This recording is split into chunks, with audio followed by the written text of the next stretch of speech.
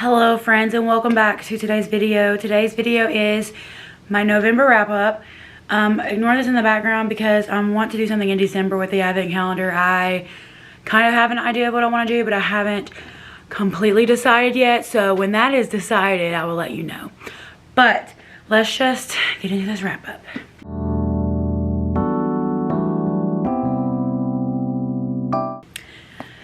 So, I read 15 books in the month of November, and we're just gonna go over them. Once again, no particular order. This is not finished. I have one more book I have to add in here. But yeah, so first book I'm gonna talk about is The Women by Kristen Hanna. Y'all, this book, I don't know if you can tell, I love this book. This is a historical fiction, and this is set in the late 60s, early 70s during the Vietnam War. Let me make sure that I get my timeline right. Yeah, it starts in 1966. So basically, we follow our main character, Frankie, who decides to go off to the Vietnam War and be a nurse. We follow her story of love, of loss, of finding herself through the trauma and the grief that she, in fact, goes through in this book. It is so good. I would check your trigger warnings, but I love this book so much. I gave it 5 stars. Oh my goodness, I loved it so much. You probably saw this book in my Wraps TBR video, so love, love, love. Alright, so the next book I'm going to talk about, I finally read Butcher and Blackbird by Brynn Weaver.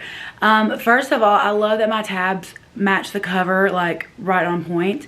But this is kind of a darkish rom-com. This is like the way I describe it, it is the perfect mix of Dexter meets rom-com. So we're following our 2 main characters, Butcher and Blackbird. They are 2 serial killers.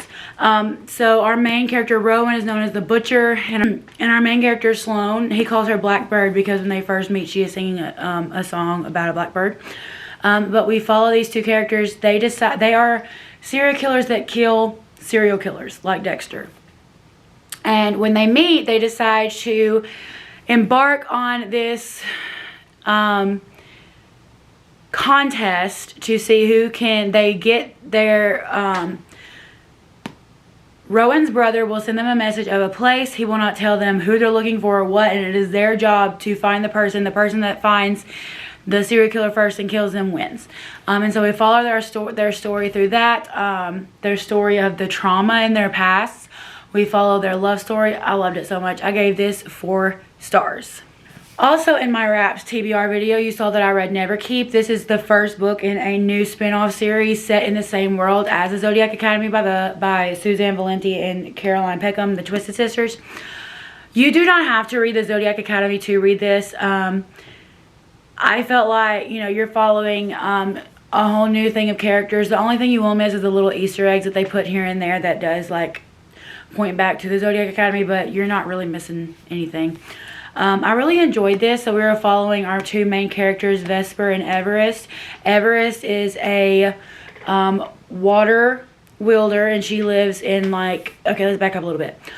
All of the elements, earth, water, air, fire, they are all separated and they live in their own, like, places, and they are all at war with each other. If you have seen my daughter's jacket sitting right there, just ignore that. Anyway, they're all at war with each other. And when they turn 21, I believe, they go off to Neverkeep, which is a war school. And they train for 6 months. They are not allowed to kill each other. And then they go back to their places. And the war continues. But we find out that there are some secrets that have been kept from the people. And I feel like this book is more focused on the fantasy than it is the romance, like what they usually focus on. This is definitely feels like a world building book, and the last 20% of this book, I cannot wait for the next one because some major things were dropped in that last 20%. So I'm really excited to find out what happens next. So I gave this 4 stars. Another book that I ended up just picking up on random was Ghost Camera by Darcy Coates. This is a collection of short stories. And Ghost Camera is the first short story in here, and it was my favorite. It was very, very creepy.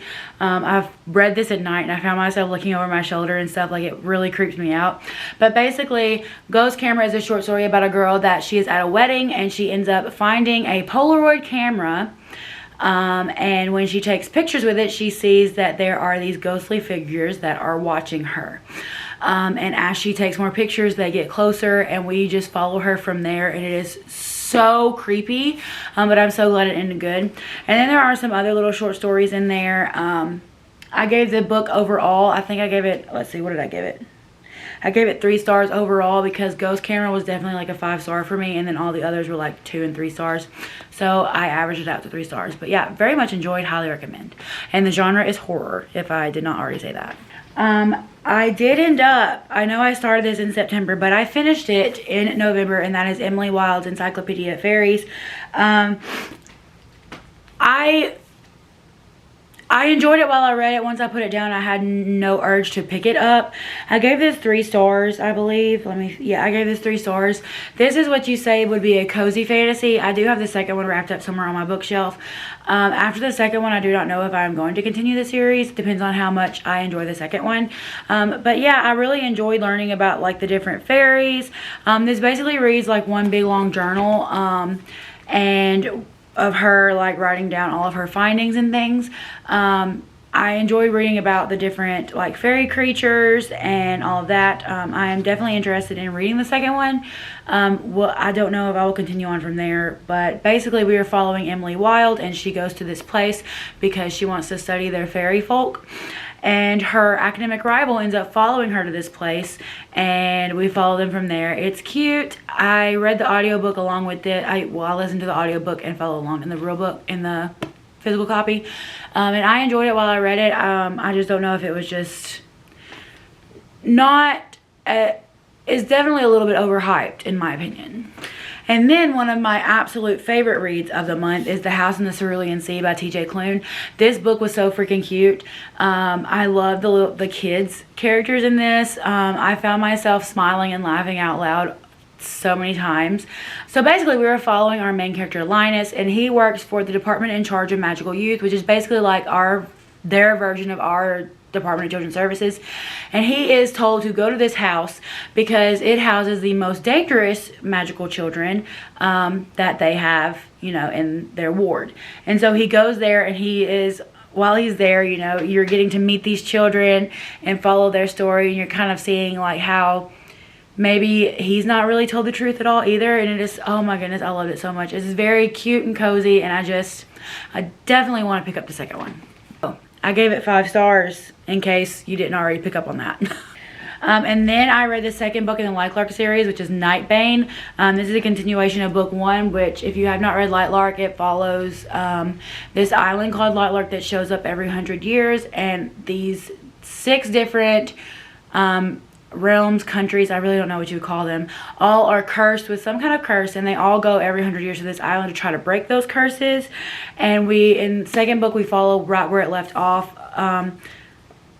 The way this ended, I definitely cannot wait to read the third one, but I have heard mixed reviews of the third one. Like, I've heard some people who have been loving the series and decide not to continue on after the third one.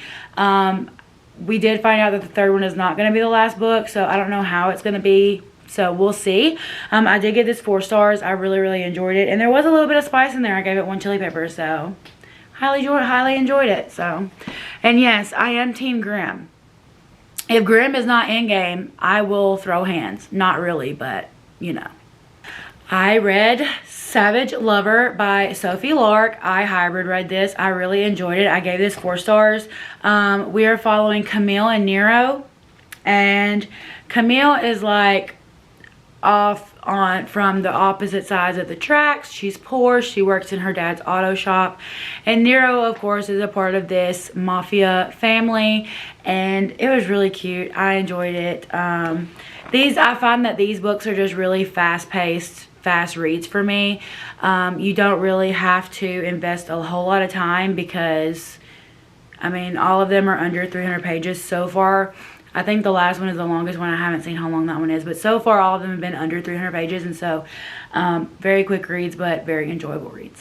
All right, we have my first DNF of the month, which is Plain Bad Heroines. I DNF'd this at like 70%. I still have about 30% left. I was enjoying this. It was just really, really, really slow. We start off at this school for girls, and we find out that there have been 3 deaths there, and we find out that the school ended up closing not long after that. And then we jump over 100 years into the future, and a book has been written about that school, and they are now turning it into a movie, and we are following characters from the past and the actresses and the author and things from that in the future. So you're going back and forth learning about the mysteries of what happened at the school, and it all revolves around this book that people think were cursed and all of that. So I was enjoying it. I just put it down. It's probably a softie enough because I do want to find out how it ends. So we'll see. I do want to find out how it ends, but yeah. I did not rate it. I went ahead and counted it towards my Goodreads goal because I read 70% of that, which was about 400 and something pages. So I read that much. I'm going to count it because if it was a regular book, it would have already been done. But anyway. And then I read The Pumpkin Spice Cafe by Lori Gilmore. This book was so freaking cute.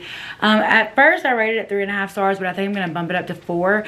This is very cozy. It reminds me of Gilmore Girls meets Hallmark Channel because they do have like the town meeting like Gilmore Girls does. And it's just so cute and cozy. I loved the romance. It does get very, very spicy in the end. And there's like a little mystery that you start off with, but it was really, really cute. We're following our main character, Janine, and her aunt ends up retiring and giving her Pumpkin Spice Cafe. And we follow her as she is reopening it and learning how to run it and making connections and relationships within the town. And our grumpy farmer comes in to help her fix some, oh, I loved him, and help her fix some things, and we follow their love story from there. So cute. I highly recommend. I do plan on reading Cinnamon Bun Bookstore and The Christmas Tree Farm. But that will be in, you know, my December reading plans video. But yeah, I highly recommend. I'm definitely bumping it up to a 4-star because I really enjoyed this. Like, if you love Gilmore Girls, you'll probably most definitely love this. I finished off our the Havoc Boys series with book 5 with Victory at Prescott High. I gave this one 4 stars. I gave it 4 stars.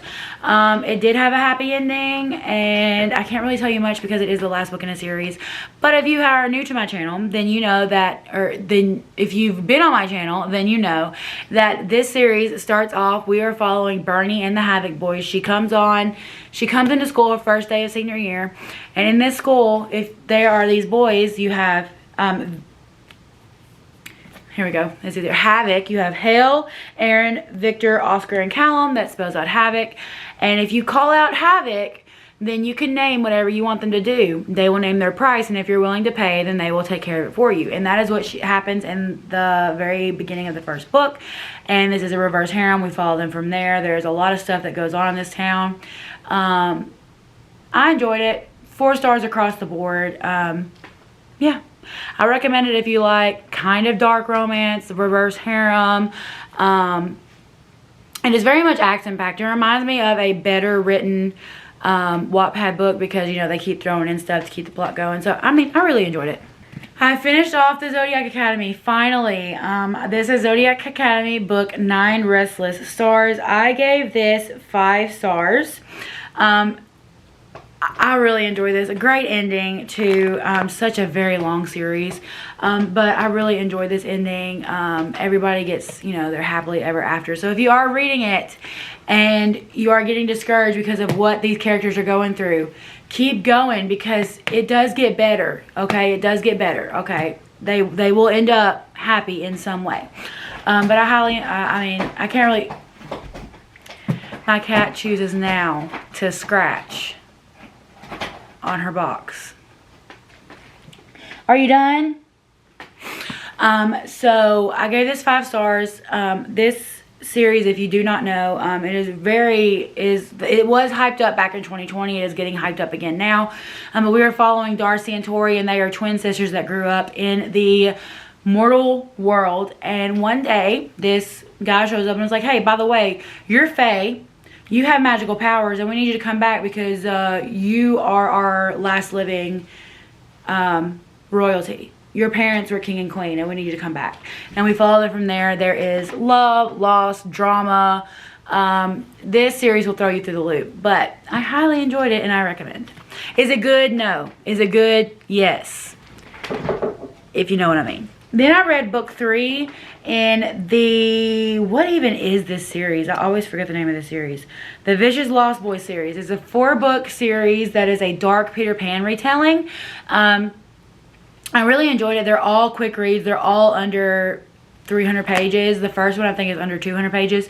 Very, very quick. I just have one more left, so I'm excited to see how this ends. This is a reverse harem between our darling girl and Peter Pan and 3 of his lost boys. And I like it. It is definitely a dark retelling. There are some things going on in Neverland that, I mean, it's hard to explain. So basically, whenever the new darling daughter, so in this case we're following Winnie, who is the great-granddaughter of Wendy, whenever they turn 18, Peter Pan comes and gets them, brings them to Neverland because he's lost something and he thinks that they are the key to finding it. And we follow the story from there. I highly enjoyed it. It's a very, very, very quick. It is on Kindle Unlimited, so if you don't want to buy the physical copies, if you're not crazy like I am and have to basically collect every book you read, then it is on Kindle Unlimited. I recommend it if you like dark-ish Disney retellings, reverse harem. You will definitely enjoy it. It's very quick, very fast-paced. Something you can get through pretty fast. I reread Fourth Wing.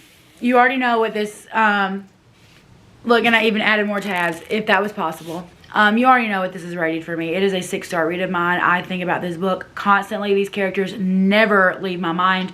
My hope is to read Iron Flame either in December or January so that when the new one comes out, I'll be ready to go. But yes, I loved it. We are following Violet, and her mother is the general at in this war academy of Ambasgayath.